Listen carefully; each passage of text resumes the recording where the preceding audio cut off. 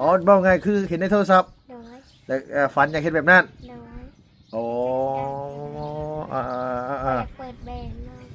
ฮะเปิดยังก็เปิดแบรนด์เป็นของตัวเองเปิดของขายอ๋ออยากมีแบรนด์แบบมีแบรนด์สินค้าอย่างสิบ่โดยอ๋อความฝันนะลูกแบบความฝันอยากเป็นแม่ค้าโดยแล้วอยากมีแบรนด์โดยเฮ็ดแบรนด์เฮ็ดสินค้าขายนี่นะ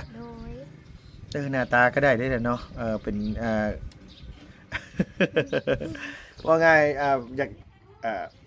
ก็ความฝันใหญ่เลยพี่น้องเอ้ยเนี่ยโอ้อาจจะมีแบรนด์เป็นของตัวเองโดยแบรนด์นี่คือว่าไงคือเฮาเฮ็ดของเฮาเองสบู่ด้วยอย่างก็ตามแต่ที่มันเป็นของเฮาเองโดยอ๋ออยากมีห้านเป็นของตัวเองโดยไพ่เป็นไอดอลกะอันนั้นตาบาร์เบอร์ตาวาเบอร์โดยโอ้อันนั้นรายการอันนั้นจะไปก็ให้ลืมสื่อไอวินการนั่นแหละไอวินตาวาเบอร์โดยโดยโอ้บอกไงคือมีไอดอลอยู่เฮาเบิ่งเพิ่นเฮ็ดอะไรแบบเฮาอยากเป็นแบบ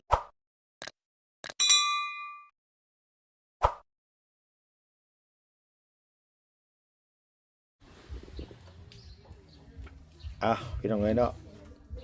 เปิดคลิปมาพ่อกับลูกสาววอลลี่แล้วก็ทางน้องจะบ่น้องจะบ่นี่บ่ก็เป็นร้านลูกของน้าสาวบ่ลูกของป้ากันน้องนั่นแหละโอ้อันนี้ลูกของป้าเจ้าโดยโอ้มองง่ายๆก็คือเอื้อยแม่เจ้าเนาะโดยโอ้โดยผู้นั้นคือมุมแถวนั้นอาบน้ำอยู่บ่ลูกโดยอาบอยู่แต่มุมแบบนี้โดยกันเขาลินกี่ตมโดยเขามักลินเปื้อนผมเขาไปลินเนื้อหลังมังไก่เรียนเอาสบายดีป้าลุงแน่โดยสบายดีเด้อโดยเอาพี่น้องเลยเนาะเมื่อวานในทางอันว่าพี่น้อง FC เห็นอีหล่าน้องซื้อค่อยแน่นอนล่ะเจ้าเนาะน้องค่อยอันนี้เฮือนแม่ใหญ่ชื่อเจ้าอยู่ร่วมกันจักคนอยู่กันทั้งน้องกับ4คนมีแม่ใหญ่ดังน้องเนี่ยพูดกับนี่เขาไปลินโอ้บ่มีอยู่เฮือนนี่มีแม่ใหญ่พ่อใหญ่อยู่บ่พ่อใหญ่พ่ออยู่พ่อใหญ่เสียแล้วโดยมีแม่ใหญ่แล้วก็มีแม่เจ้าแล้วก็มีเจ้าแล้วก็มีน้องผู้นี้แล้วก็น้องของแม่เจ้ากับพ่อไม้หันโดยแล้วก็อยู่ผู้นี้น้องผู้นั้นลูกป้าคือกันเป็นลูกชายโอ้โดยอายุกันหลายคนอยู่โดยโอ้เอาคืออยู่หลังเดียวนี่เลยโดยอีหล่าบ่ได้มีเฮือนต่างบ่มีพ่อไม้กับแม่ไม้พ่อไม้เจ้ากับแม่เจ้าบ่ได้มีเฮือนต่างโดยอ๋อยังอาศัยอยู่กับแม่ตู้พ่อตู้อยู่นี้โดยเอาเลยพี่น้องเอ้ยบ่แม่นอาศัยอยู่กับแม่ตู้พ่อตู้เสียแล้วโอ้ยบอกกลับไปกลับมาลุงก็ได้เอา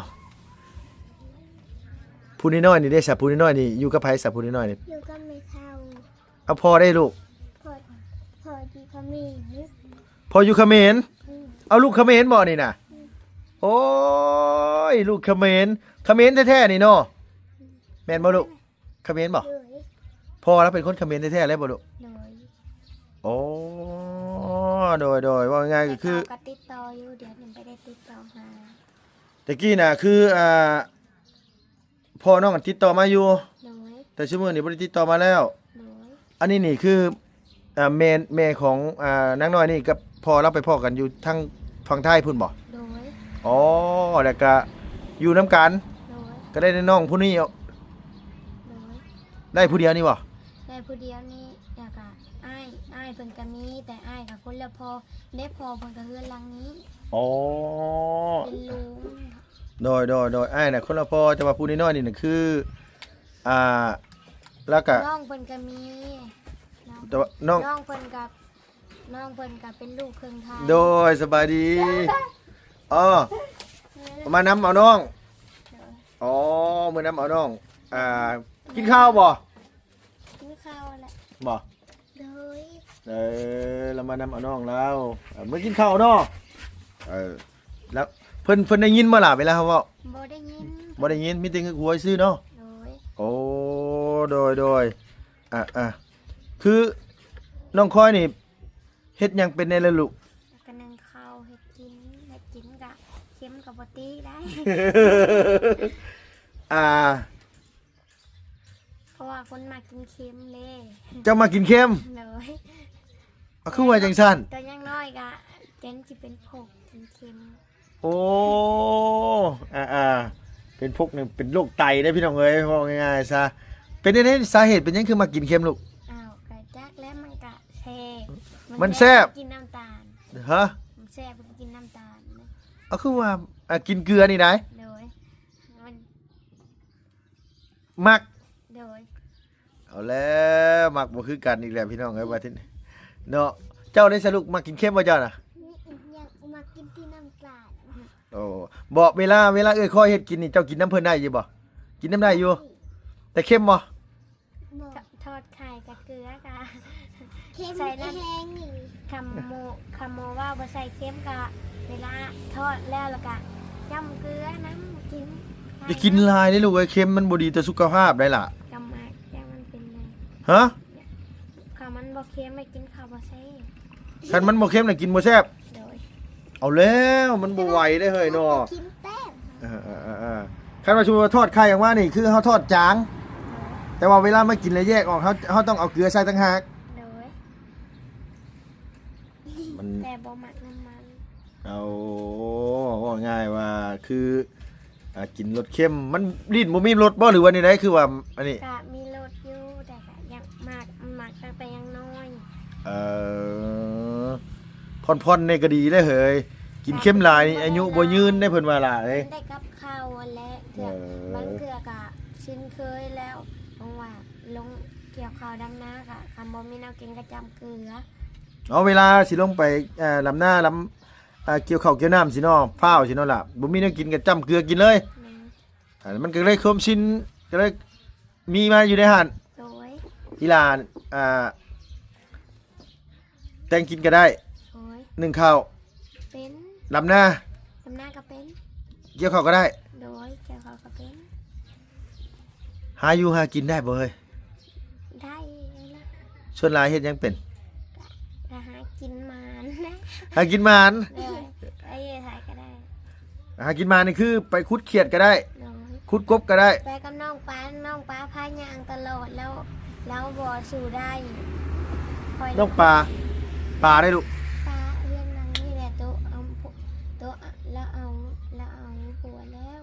เราอยู่บ้าน คนบ้านนาแพรก โดย โอ้น้องปลาที่ว่าซุ่มลุงไปซอยเฮ็ดเฮือนให้เราตะกี้นะ โดย เอาปัจจุบันนี่เพิ่นไม่ได้ผัวอยู่นี่ โดย แล้วมาอยู่เฮือนหลังนี้บ่ เราก็เป็นหมู่กับเราโดย โอ้โดยว่าง่ายกับอีหลาก็อาศัยปลาไปหาอยู่หากินน้ำกัน โดยบางมื้อค่ะแล้วก็บ่ได้ไป อ๋อแล้วมาได้ผัวอยู่นี่เนาะแล้วมาอยู่เฮือนผัวบ่ โดยแล้วก็ไม่เอาเงินผัว เอาเฮือนเราที่ชุมลุงเฮ็ดให้อันไผสิอยู่สิลูก บ่มีล็อกไว้ อ๋อแล้วบ่ ก็หน้าบ้าวอยู่ อ๋อแต่ว่าเราบ่ได้มืออยู่พุ่น โดย เออนายก็ว่าชุบเจ้านี่สองคนน้องชุบเจ้านี่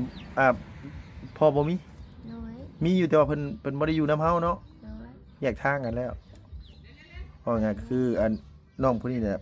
พอเราเป็นคนเขมรแต่ว่าแยกทางกับแม่เราแล้วน้องอีหลานี่เป็นพอเป็นคนปักเซ่แยกทางกับแม่แล้วเนาะลูกน้อง โดย ปัจจุบันนี่ก็มาอยู่น้ำแม่เฒ่า โดย เออ แต่เขาอยู่เพื่อนครัว ฮะ เพื่อนหลังน้ำเพื่อนตัวหลังน้ำ อยู่พี่ได้สัมภาษณ์อยู่นี่ เอากับแม่เฒ่าแล้วกับน้องแล้วก็แม่อยู่บางนั้นแม่ อ๋อหลานบ่อยู่โนอนหลานไปนอนพุ่น โดย โอ้ แล้วนอนอยู่เรือนครัว แล้วมักนอนอยู่เฮือนครัว นอนเผาเกลือไปจักดอกกันนี่นะคนมากินเกลือยังมานอนเผาเกลือไปจักบ่ ว่าได้กินเวลากินเรากินกับข้าว เดี๋ยวว่าเดี๋ยวว่ามักเกลือ เวลาผ็ดก็แจ๊ะ เวลาเผ็ดกับแจ้เกลือ กินเผ็ดหลายบ่ได้ โอ้โดยอ่า หมู แบบ กินเผ็ดน้ำแล้วบ่กิน บ่ละคือไปหาเขียดหาอย่างนี้กับหามาขายอยู่บ่ลูก บอกอะเคยขายแต่ก็ขายบ่ได้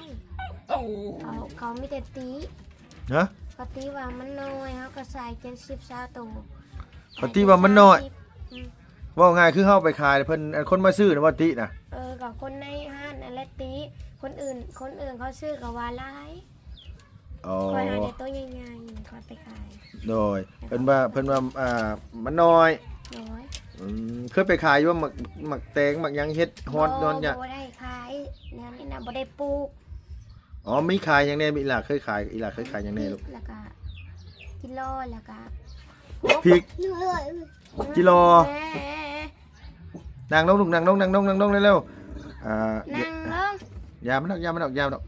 เพิ่นบ่เคย บอ เห็ ก น ฟังความแหน่กับ บ่ เพิ่นน่ะเน่งดีตัวนี้นะ โดยนางลงลูกนางลงขายหยังก็ลูกขาย ซื้อร้านนี่ซื้อโลด อันนี้ซื้อหลา เออ อันนี้ซื้อหลอดเอาแล้ว เน่โดยเอาว่าง่ายคือหลานน่ะขายกิโล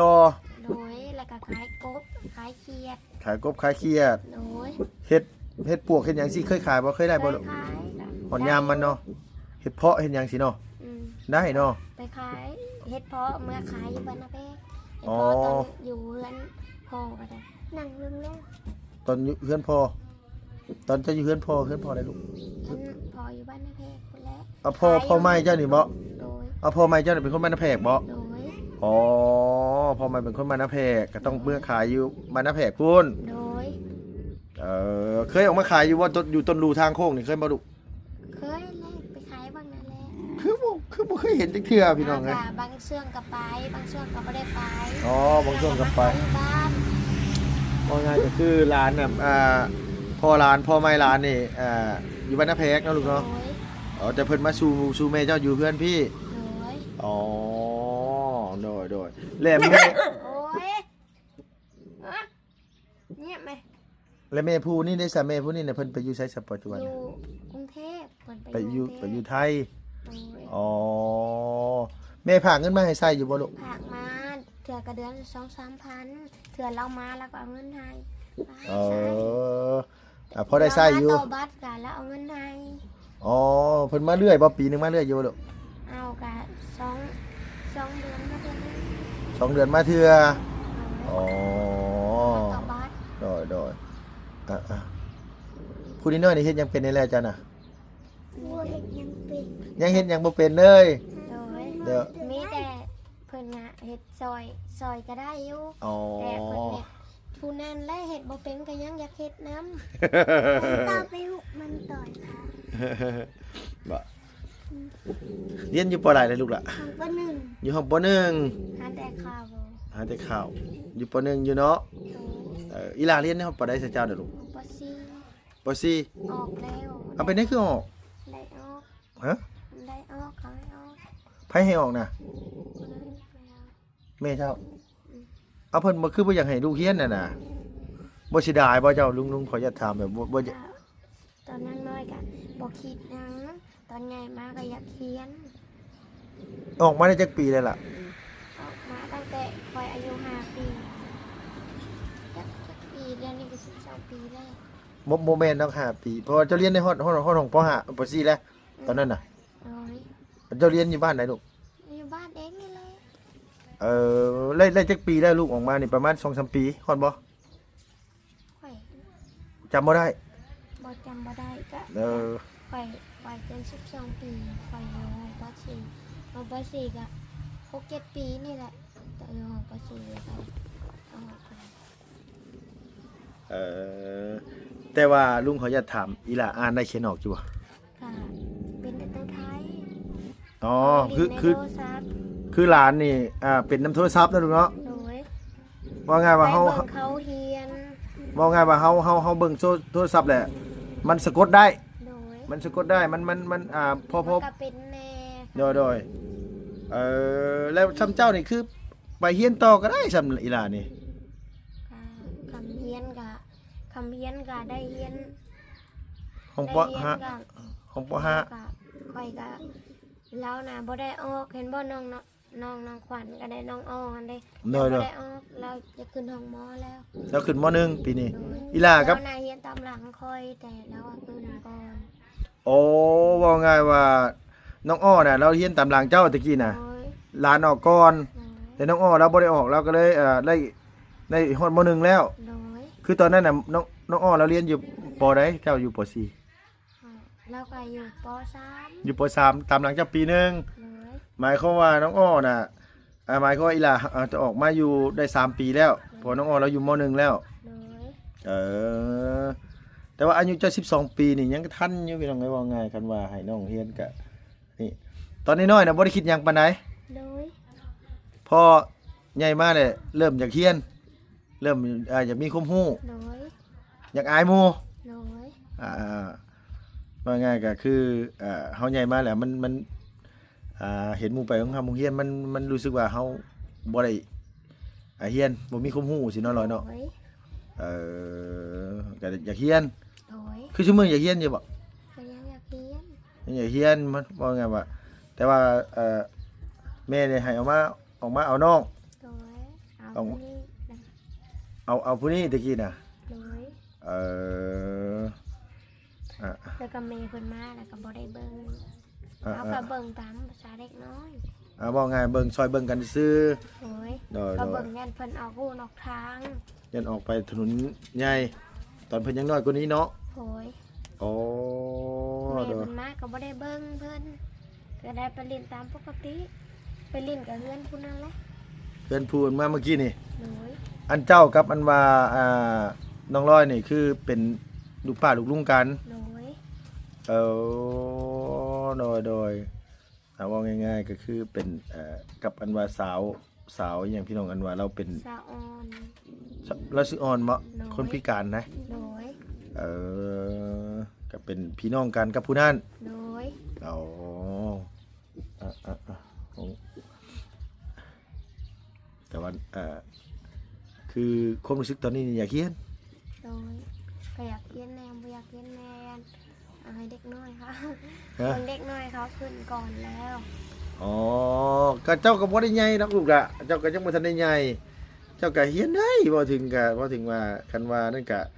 ซ้ำเจ้านี่บางคนก็อยู่ป .5 ปีหน้าขึ้นม .1 อย่างซี่นะบางทีเฮาอาจสิ มันบ่เป็นมันบ่ได้ค่ะบ่ลบลงไป ฮะ มันบ่ได้มันอันนั้นแหละมันลืมมันแล้วมันก็บ่ได้คือน้องหมอกะบ่ได้มันต้องได้เขียนเองอยู่ของหมอ เราง่ายว่าอยู่ของหมอนี่เฮาต้องได้เขียนเอง โดย ว่าง่ายเพิ่นสอนนี่เพิ่นให้เฮาเรียนในหนังสือเลย โดย เฮาต้องสะกดออกต้องเว้าได้ต้องเขียน โอ้ย ต้องอ่านได้เนาะ เวลาเราเอาบางสูตรกะต้องเก็บปึ้มไว้บ่เพิ่นต้องให้บทให้จำไม่ได้ก่อนเพิ่นจังได้ออกบ่ให้ถือปึ้มออกมาอ่าน อ๋อว่าง่ายคือการเรียนนี่คณิตศาสตร์นี่คือเฮาต้องจำไว้ในหัว โดย แต่จังออกไปเล่าไปท่อง โดยแต่เก่าน่ะก็เป็นเด็กเดี๋ยวนี้มันบ่ได้แล้วมันลืมมา มันหลายปีแล้ว โดย อีหล่าลำหน้าเป็นแต่จักปีลูก ฮะ เจ้าลำหน้าเป็นแต่อายุจักปี ไอ้อันนั้นครับอันนั้นจากปี8 ปี ประมาณ8 ปี แป เนาะ ดปีกระดำขยงขยางครับ 8 ปีนี่เริ่มเฮ็ดแล้วเนาะ โดยแล้วก็10 ปีก็พอดีเป็น เออ ข่อย10 ปีนี่โมข่อยมีแต่ผู้ชายผู้หญิงก็2-3 คนเขาบ่ลินนะ อ๋อ เพราะว่าข่อยหน้าโหด เฮ้อ หน้าโหดก่อนแต่ยังน้อย เขาว่าเจ้านาโหด ตัดผมผู้ชายตัดผม อ๋อแต่จังน้อยเจ้าชงผู้ชายหมู่ก็เลยบ่อยากเล่นน้ำ โดย ก็เลยเล่นแต่ในหมู่ผู้ชาย โดยเขาก็มาลินน้ำแถวให้กับลินเต็มลินกับนี่พวกผู้ชายเขาก็ลินตามผู้ชายนะ แต่ว่าเจ้าบ่แม่นบ่ได้มักมันยิงติ ก็ได้มา เย็นว่าเล่นน้ำหมู่ผู้ชายหลายมักผู้สาวบ่แม่นล่ะว่า ก็ได้มา เขามากินน้ำมือคือยิง จะมักเล่นน้ำหมู่ผู้หญิงโอ้โดยรุ่นเจ้าน่ะมัน แต่ บ่ ห มี มู่ผู้เดียวหรือว่าอยู่ในห้องเรียนหมู่แบบหมู่ผู้ซื้อลีอะไรน้องลีอะไร โดยว่าง่ายก็คือตอนนี้น้องยังอาศัยอยู่กับแม่ใหญ่นั่นล่ะเนาะ โอ้ย โอ้คือพ่อเจ้าน่ะมาสู่แม่เจ้าอยู่พี่เนาะสมือเนาะแต่เราเป็นคนบ้านนาแพก เขาก็มาแหละ แต่ชั่วโมงนี้เพิ่นไปใช้เฉพาะไม่จ้ะ เดินไปทำงาน อยู่ไทยบ่ลูก โดยอยู่ไทย เออแม่เจ้ายากน้องเจ้าแหละบ่ได้ไปนํ โดยบ่ได้ไป อืมก็เลยบ่ได้ไปอันนี้เนาะอ่ะอันนี้น่ะลูกเขมรนี่น่ะ โดย เคยเห็นหน้าพ่อบ่ลูกเคยเห็นหน้าพ่อเจ้าบ่ บ่ เคยเห็นเถื่อเดียว เคยเห็นเทื่อเดียว โอ้ยังไปจื้อทำยังแดงๆนึงแล้วพวกเขาก็อุ้มมา อ๋อ เอาปลานั่นแหละ อันนี้น่ะมาใหญ่กับไม่ใหญ่ โดยอ้ายเพิ่นก็คือกันอ้ายเพิ่นก็2 เดือนนี่ก็มาบ่ฮอด2 เดือนทุกมื้อก็มาป้าให้แม่ยายซอย ครับอ้ายแล้วก็แม่แล้วก็เลิกกันกับพ่อแล้วคือกันนั่นก็ โดยแล้วก็คำน้องแล้วนี่ก็เลิกน้องแล้วนี่ก็ น้องมีน้องอีก โดยแต่ผู้ชายไป เป็น ไปอยู่น้ำเขา อยู่น้ำพ่อ บ่ไปอยู่น้ำข้อไปอยู่น้ำเพิ่นมักไปอยู่น้ำเขาแล้วก็ให้เขาไปเลี้ยงก่อนเขาไปเบิ่งก่อน อ๋อ แล้วน่ะติดเพราะแล้วอีกอย่างกันแล้วก็บ่มีลูกป้าก็ได้ โอ้ อยู่ตรงกอพุ่นเพิ่นก็ เพิ่นเอาไปเลี้ยง โดยเดี๋ยวนี้เพิ่นไปตัดอ้อย โอ้เพิ่นก็น่าจะอยู่พุ่นเนาะ คำพอน้องของเพิ่นก็เป็นคนไทย โอ้โดย3คนนี่คือคนละพ่อเลย โดย เออเดี๋ยวจะแล้วบัดที่นี่นี่คือปัจจุบันนี่อยู่กับแม่ใหญ่พ่อใหญ่อันแม่ใหญ่นี่คือเฮ็ดนาเฮ็ดน้ำกันเนาะกับพ่อเฒ่า อยู่ แม่ โด เฒ่าย แต่เรานำบ่ได้เฮ็ดแม่ลุงเฮ็ดอยู่นะเองก็ได้คอยเข้าไปเฮ็ดอยู่น้ำพอ น้ำพ่อเจ้าอยู่บ้านนาแพรก โดย เออเฮ็ดแบบเฮ็ดอยู่บ้านนาแพรกแล้วมาแบ่งเข้ากันน่ะเอามาพี่หรือว่า โด นี่ ยอันเด้เอาขึ้นเหล้าพี่ อ๋อ 2 ถุงเลยอย่างนี้3 ถุงบนและนาดงนี่ เข้าปีนึงได้จักสอบบุกอะ ปีนี้ได้30ครับ เออ ดำห่างรายการใส่ก้านิดนึงให้กาบอก หน้าหลายอยู่บ่ กาบ่ได้ลายเศร้าไป เศร้ากว่าให้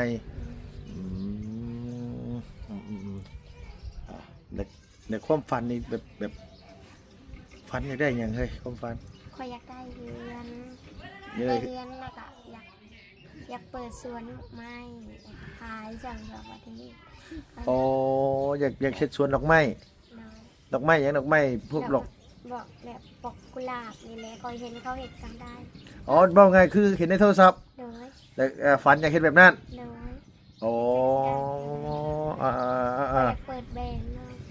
ฮะเปิดหยังก็ เปิดแบรนด์เป็นของตัวเองเปิดของขาย อ๋ออยากมีแบรนด์แบบมีแบรนด์สินค้าหยังสิบ่ โดย อ๋อความฝันนะลูกแบบความฝันอยากเป็นแม่ค้า โดย แล้วอยากมีแบรนด์ โดย เฮ็ดแบรนด์เฮ็ดสินค้าขายนี่นะ โดย หน้าตาก็ได้แหละเนาะเป็นว่าไงอยากก็ความฝันใหญ่เลยพี่น้องเอ้ยนี่โอ้อาจจะมีแบรนด์เป็นของตัวเอง โดย แบรนด์นี่คือว่าไงคือเฮาเฮ็ดของเฮาเองสบู่ด้วยหยังก็ตามแต่ที่มันเป็นของเฮาเอง โดย อ๋ออยากมีห้านเป็นของตัวเอง โดย ไพ่เป็นไอดอล กะอันนั้นตาบาร์เบอร์ ตาวาเบอร์ โดย โอ้ อันนั้นรายการอันนั้นจะไปเกาะฮันลืมสื่อ ไอวิน กะอันนั้นแหละ ไอวินตาวาเบอร์ โดย โดยโอ้บอกไงคือมีไอดอลอยู่ โดย เฮาเบิ่งประเทศอะไรแบบเฮาอยากเป็นแบบนั้น โดยแต่กะหัวฟันมันเสียง บอกไงแต่ว่าคือลานี่อยากเป็นพ่อค้าอยากเป็นแม่ค้าอย่างเช่นนั่นล่ะเนาะไปรับของคนอื่นมาขายสิบ่อยากเฮ็ดบ่ บอยากยันมันลุกนี่ อย่ามันลุบอย่าบ่มีเงินส่งเพิ่น โดยอยากตอนที่แรกอยากซื้อของมาขายแล้วก็บัดนี้ก็ตั้งแบงค์ของตัวเอง อ๋อบอกไงคันจุดเริ่มต้นนี่คันมีเงิน โดย คันว่าใหญ่เป็นสาวอย่างสิเนาะ โดย อ๋อบอกไงคือความฝันนี่นักๆนี่คืออยากเป็นแม่ค้าเลย โดย ความคิดนี่คันเจ้าเฮ็ดแบรนด์นี่ยังนี่แบบความคิดเจ้าในหัวของเจ้าเลย เจ้าสิคันมีแบรนด์หรือว่ามีเงินทุนนี่เจ้าจะเฮ็ดแบรนด์เฮ็ดหยัง กะคิดไว้อยู่แต่กะบ่ฮู้ว่าสิเฮ็ดแบรนด์หยังแต่นะความคิดอันเล็กๆน้อย เอาว่าไงแต่เฮาฝันไว้แล้ว ๆโดย เอา บัดทีนี้สมมุติว่าเป็นสาวมานี่สิไปหาเงินทุนอยู่ไสอยู่ฝั่งไทยก่อนบ่หรือว่าได้ใด ไม้ไทยก่อน ว่าไงว่าหาเงินทุนก่อน โดย ให้มีเงินทุนแล้วเฮาสิมารับของคนอื่นมาขายก่อน โดย สิ่งหลักๆเลยนี่ต้องเก่งเรื่องหนังสือพร้อมได้เลย ก็ได้เก่งค่ะ เรียนรู้เอาตัวนี้เนาะ โด อยากเรียนรู้ออกไปเรื่อยๆว่าง่ายคันว่ามัน การเรียนแนวออนไลน์เอา เรียนในโทรศัพท์เอา โดย หนังสือไทยนี่พอได้อยู่บ่ลูก กะได้แน่บ่ได้แน่บางเทื่อกะคำเขียนแล้วคำมันผิดถือกะให้ซิริอ่านให้ โอ้คันว่าสมมุติว่าเขียนแล้วเฮาตัวไหนเฮาอ่านบ่ได้ โดย ก็ให้สิริแปลให้ โดย อ๋อ แล้วก็เอาสินึกออก ว่าอ๋อแบบนี้ แล้วก็เวลาเรียนน้ำหมูกันลงว่าไทยแน่ เอาลงเว้าไทยเพราะว่าเฮาเรียนในสิริหลาย โดย อ๋อคุยกับสิริเรื่อย โดย โอ้หมายความว่าครูสอนนี่คือสิริที่นี่น่ะ โดย น้องไงครูสอนคือสิริตึกปลาเป็นบ่เฮ้ยโต บ่ได้ บ่เป็น จำใส่เบ็ด ว่าตึกปลาแบบเบ็ดบ่เป็น ใส่เวทนี่ได้ โดยแต่กระย่าน ย่านหยัง ย่านอันนั้น ยันทิกตักกระเดือน นั่นนี่ขี่กระลักกระเดือน โอ้ ไปคุดกิโลนี่ก็มันโผล่ขึ้นมาในกระเลนนี้ขึ้นเรียบน้ เอ้า ำมันตัวใหญ่จำไม่ก้อย ยังขี่กระเดือนเหรอ โดย อ๋อ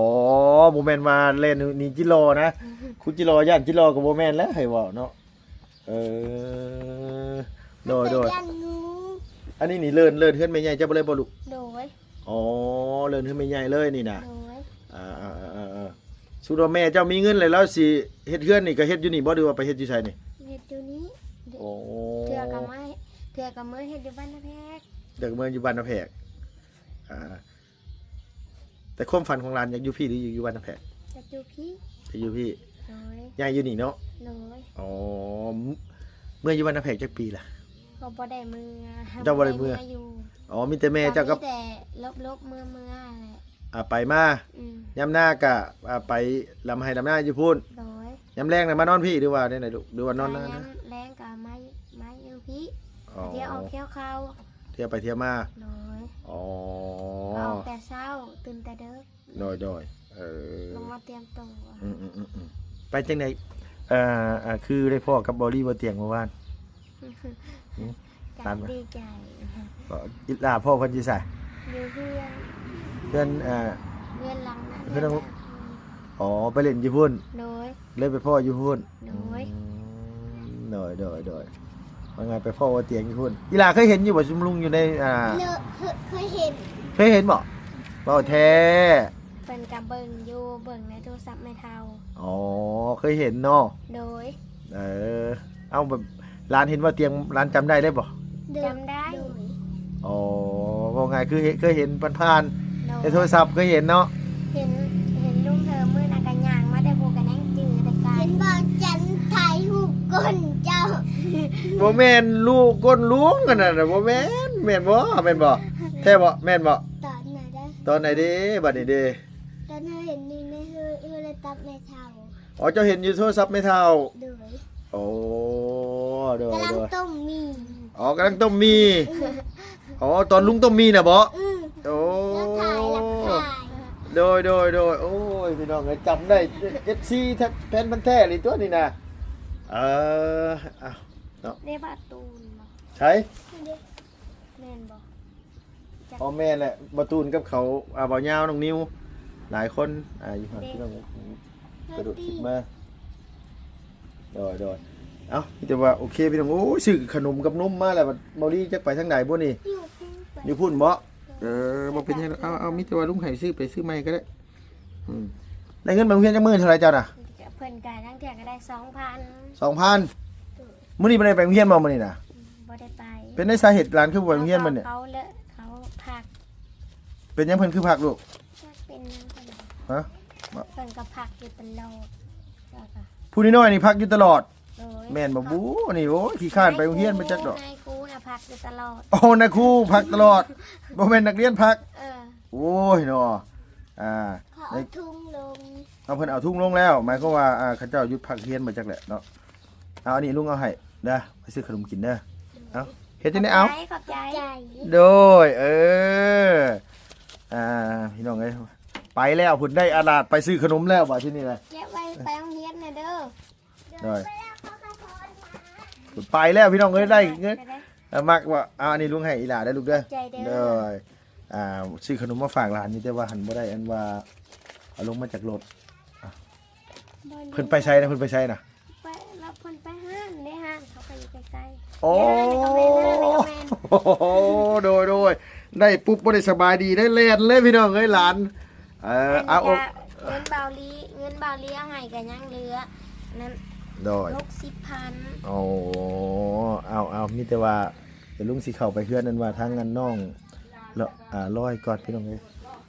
ฮะไปเลยเพิ่นเขาปิดห้านแล้วว่าจะสิเอฟแล้วเพิ่นมาแล้วโอเคเอาสวัสดีป้าลุงในลูกหลานเด้อเดี๋ยวมื้อหน้าสิแวะเวียนมาเล่นน้ำใหม่เนาะอุ้ยโนไม่ใหญ่เนาะโดยอันเลี้ยงร้านนี่ก็เลี้ยงหลายคนขนาดเนาะบุญหลายไม่ใหญ่นี่เนาะ ทำลงมาให้ลูกเบิ่งได้ ใช่ แม่เลี้ยงเนี่ย แต่ซ้ำนี่พุ่นนะ ที่ซ้ำนี่ได้แม่เลี้ยงเนี่ย พี่น้องเอ้ยตั้งแต่อันว่ายังค้านอยู่ กระแลบตะกี้ผู้ โดย โดยเป็นได้คือบ่ให้หลานเรียนหนังสือ โอ้ยกายว่าให้เลยหลานมันบ่พังมาแล้วหลาน อ๋อว่าไงเขาก็อยากออกเพราะเขา เขาจะวินได้ เออ ไปโรงเรียนกัน อ่ะ เอา อีกคอยหวย เดี๋ยวแต่เขาเถอะให้เขาใหญ่มากเดี๋ยวเขาก็เก่งเองเขาหรอกเด็กน้อยสมัยนี้อ๋อเท่าพ่อนะเสียได้จักปีแล้ว 4 ปีเลย โอ้โดย ก็แม่นี่แหละ ตะกี้เราเลี้ยงหลานกับเท่าพ่อ พอเสียเลยก็ จะคนแบบเลี้ยงแบบว่าอันพ่อแม่เขาบ่ได้อยู่ร่วมกันจะคน ผู้ที่4 คน 4 คน หนักใหญ่เป็นบ่าวเลยไปรับจ้าง อืม 4 คน อ่า ซ้ำมันว่าแม่ตู้อยู่เฮือนคือกัน นู่นนะ เลี้ยงลูกนักสาวกับ4-5 คนคือกันเราก็ได้ โอ้ยมีแต่บ่มีพ่อคือกันนั่นก็ได้ เออ คอยเลี้ยงจนวัน โดย นั้นได้อีกบาทนี้เนาะคอยบ่ห้ามเลี้ยงบาท โดยเมื่อยละเท่าแหละ เท่าเลยคอย บ่ไหว แต่เราเป็นไข่ คอยเอาบ่ได้เลย ก็เลยเห็นว่าให้ไปอยู่น้ำผู้อื่น เออ โอ้เอาเก็บไปโดยโอ้โดยอันนี้นี่ดินนี่แม่เองเลยนี่เนาะ โดย อืมมีสำนีบ่แม่ มีสันนี่ อันนี้คือติดกันนี่ของพี่ของน้องกันเลยบ่ได้ว่าแม่ซื้อเอาดิ บ่ได้ซื้อเลยแบบว่า ไม้ ไม้เอาเนี่ยกับดินมูลดินมังเนี่ยกับเด้น้อง อ๋อก็แบ่งกันไปนี่เนาะ เออ โอ้โดยอ่ะ แล้ว โดยพอง่ายๆกับอันว่าแบ่งดินพอดินแม่ตะกี้เพิ่นได้น้องไปตู้เนาะ แม่ เอ แม่ โดยโอ้ยอยู่น้ำกันมาจากปีแล้วคันนี่ยังติดได้อยู่บ่นี่แม่ ได้อยู่ลูก คันหนาวๆเย็นๆแน่นี่ก็ติดหลายเทื่ออยู่เด้นี่เนาะ เออ โอ้ แต่ได้หลุดอันนี้จะออกมาอีพุ่น แต่ข่าวแต่กี้ผู้ใดพี่น้องเอ้ยแบบนี้นะโค้งรถไถรุ่นนี้นี่มันบ่มีแล้วเดี๋ยวนี้ บ่มี เนาะอันนี้น้ำกินบ่แม่ แม่นแหละ เอาน้ำเอามาแต่ พุ่นเลยเอามาแต่ทั้งคู่พุ่นเลยอันนี้นะ โอ้โดย ซื้อกินลูกอะ อันนี้นี่จ้างเขา จ้าง ไปเอามาให้กระพุ้ยเท่าไหร่นี่น่ะ 50 50,000 3กระพุ้ยนี่ก็150,000โอ้โดยเพื่อนแม่แล้วก็ยังผาอันไม่กระจาดอยู่ได้อพี่น้องเอ้ยบ่ได้ใช้ใบแป้นเนาะแม่เนาะ อ่ะโดย โดยผู้ทั้งพี่มอดกินผู้พังเมื่อไหร่เออโดยเอาพี่น้องเอ้ยเนาะพอดีมาเยี่ยมอีลาน้องคอยพอดีเพิ่นไปเล่นน้ำอันน้องลอยมือว่านนี่เป็นพี่เป็นน้องเป็นป้าเป็นลุงกันด้วยวันนี้ไหนบุนี่ก็เลยพ่อน้องก็เลยมาเยี่ยมเนาะอยู่ก็ไม่เท่าไว้สันว่าเฮือนไม่ตู้กะพูดนะประตูทางเข้ากับบ่มีซอดอันว่าประตู บ่มีอันอัดเลยลูก เออ สว่างไปเลย โดยแล้วก็หลังใหญ่อยู่แต่ว่าก็มันบ่ได้มีแนวอัดแนวอย่างเนอกเนาะโดยเอ้าพี่น้องไงสำหรับคลิปนี้ก็พอดีมาเยี่ยมมายามน้องลูกหลานนะพี่เนาะขอบคุณในหลายพี่น้องอยู่ดีมีแห้ง จะเจ็บจะจนลำได้ด้วยสุขภาพพระไม่แข็งแรงครับเนาะอายุมั่นขวัญยืนเด้อขอบคุญขอบคุณหลายๆพี่น้องที่เขามารับมาชมช่องน้องเฮิมนะพี่น้องมุกขอบใจหลายๆขอให้บุญคำนำสู้สำหรับคลิปนี้ไปแล้วพี่น้องบ๊ายบายสบายดีเด้อ